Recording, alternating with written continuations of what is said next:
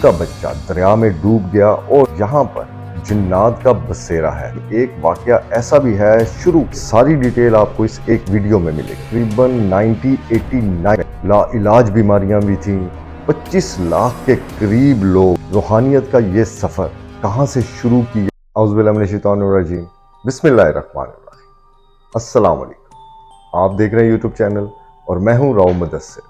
आज हम जिस टॉपिक पे आपसे बात करने जा रहे हैं, और ये टॉपिक बहुत ही दिलचस्प है, कोशिश करेंगे कि बहुत ही कम वक्त में इस पर हम आपसे बात करें ताकि आप इस वीडियो को ज़्यादा से ज़्यादा एंजॉय करें और आपके नॉलेज में भी इजाफा हो।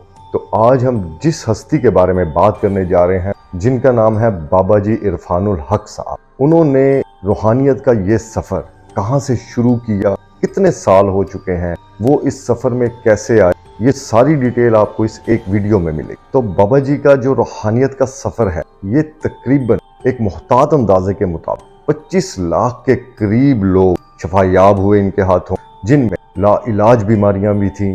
और आप में से अगर कोई उनके डेरा पर विजिट किया हुआ है तो आपने देखा होगा कि कितनी रूहानी शख्सियत हैं। उन्होंने ये सफ़र तकरीबन 1989 में शुरू किया, और ये सफ़र जो उन्होंने शुरू किया, इसको तकरीबन 35 साल के लगभग हो चुके हैं। ये शुरू कहाँ से हुआ?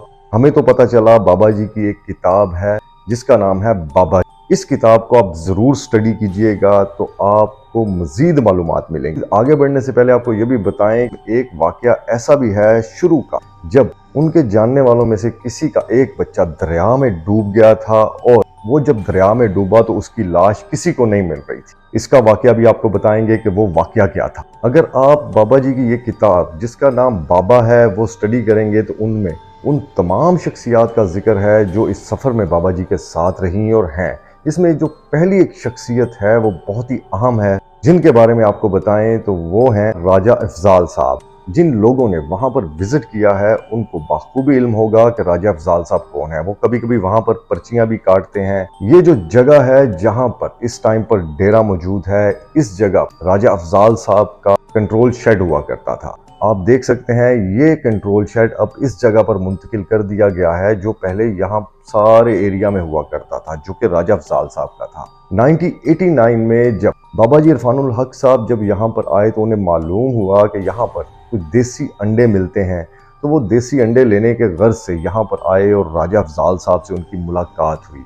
जब राजा अफजाल साहब से उनकी मुलाकात हुई तो बाबा जी ने उनको कहा कि मुझे एक अंडों की ट्रे चाहिए। राजा अफजाल साहब भी एक ऐसी शख्सियत हैं जिनका खानदान भी सूफीज़म से काफ़ी हद तक अटैच है, और उनके वालिद की शोहरत भी अशरफ मलंग के नाम से थी। जब बाबा इरफानुल हक साहब की राजा साहब से मुलाकात हुई और उन्होंने अंडों का कहा कि मुझे एक अंडों की ट्रे चाहिए, तो राजा अफजाल साहब को भी काफ़ी अंदाज़ा हुआ कि ये भी कोई रूहानी शख्सियत है। तो उन्होंने ये कहा कि आप हमारे मेहमान हैं, ये अंडे तो मैं आपको दूंगा मगर इसके पैसे आपसे नहीं लूंगा। इस पर बाबा जी इरफानुल हक साहब ने कहा कि नहीं, आपकी इज्जत अफजाई का बहुत बहुत शुक्रिया, मगर अगर अंडे मैं लूंगा तो मैं इसकी पेमेंट जरूर करूंगा। काफी टाइम इस पर बहस होती रही, मगर जब राजा साहब को ये मालूम हो चुका कि बाबा जी बगैर पैसों के वो अंडे नहीं लेंगे, तो फिर उन्होंने उसकी कीमत भी वसूल की और बाबा जी वो अंडे लेकर वहां से चल दिए। उसके बाद ये आने जाने का सिलसिला जारी रहा। एक दिन हुआ ये कि बाबा जी इरफानुल हक साहब जब कंट्रोल शेड पहुंचे तो बाबा जी ने कहा कि यहाँ पर जिन्नात का बसेरा है। इस पर राजा अफजाल साहब बड़े हैरान हुए, परेशान हुए, और उन्होंने कहा कि बाबा जी हमें मालूम तो है मगर हमने ये बात तो आज तक किसी को नहीं बताई, तो ये आपको कैसे इल्म है इस बात का? तो यहाँ से इस सफ़र का आगाज़ हो गया। तो जहाँ पर अभी ये डेरा मौजूद है वहाँ पर एक कच्ची ज़मीन थी, जहाँ बाबा जी, राजा अफजाल साहब और उनके एक पोल्ट्री फार्म के डॉक्टर थे, वो बच्चों को कुर्सियाँ वगैरह लगाकर दीन की तालीम दिया करते थे। यहाँ से इस सफ़र का आगाज़ हो गया। तो ये सिलसिला इसी तरह चलता रहा, मुलाकातें चलती रहीं, आते जाते रहे।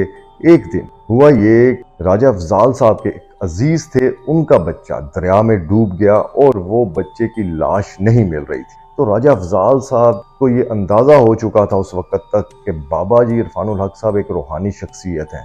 वो परेशान हाल बाबा जी के पास हाजिर हुए और बाबा जी को अर्ज़ की कि बाबा जी ऐसे ऐसे एक वाक़या हुआ है और वो बच्चे की लाश नहीं मिल रही। तो बाबा जी ने कहा कि ऐसा करो कि तुम सुबह आना, मैं सुबह बताऊंगा। राजा अफजाल साहब रात गुजरने का इंतजार करते रहे और वो बाबा जी के पास सुबह सुबह तशरीफ ले गए। तो बाबा जी ने उन्हें कहा कि जो रास्ता मंडी बावलदीन से आता है, सराय आलमगीर से गुजरता हुआ, उसके साथ एक नहर है, उस नहर के साथ एक जगह है, वहां पर उस बच्चे की लाश अटकी हुई है, मगर वो बरहना हालत में है। आप लोग जाओ और असर से पहले पहले उस लाश को वहां से ले लो। अगर आप असर से लेट हुए या टाइम ज्यादा लग गया तो वो लाश वहां से निकल जाएगी और फिर वो आपको कभी नहीं मिलेगी। राजा साहब ने वो बात सुनी और फौरन वहां से निकले। सराय आलमगीर के साथ नहर के रास्ते पर एक गांव था, वहां पर पहुंचे और वहां पर उसी मुकाम पर जहां पर बाबा जी इरफानुल हक साहब ने फरमाया था, वहीं पर उस बच्चे की लाश उन्हें मिल गई। वहां से राजा साहब को और लोगों को पूरा अंदाजा हो गया कि बाबा जी इरफानुल हक साहब एक बहुत ही रूहानी शख्सियत हैं। यहाँ से ये सफर शुरू हुआ। आज वहां पर लाखों लोग फैज़याब होते हैं, लोग अपने मरीजों को लेकर जाते हैं, लोग मुख्तलिफ परेशानियों में घिरे हुए बाबा जी की खिदमत में हाजिर होते हैं और वहां से अल्लाह के फजलो करम से फैज़याब होकर आते हैं। इस वीडियो में इतना ही बताएंगे, इंशाअल्लाह ताला मजीद डिटेल आपको अगली वीडियो में बताएंगे। अगर आपको वीडियो पसंद आई हो तो चैनल को जरूर सब्सक्राइब कीजिएगा और बेल के बटन को दबा दीजिएगा। इसी के साथ इजाजत चाहूंगा। अपना बहुत सा ख्याल रखिए। पाकिस्तान पाइंदाबाद। अल्लाह हाफ़िज़।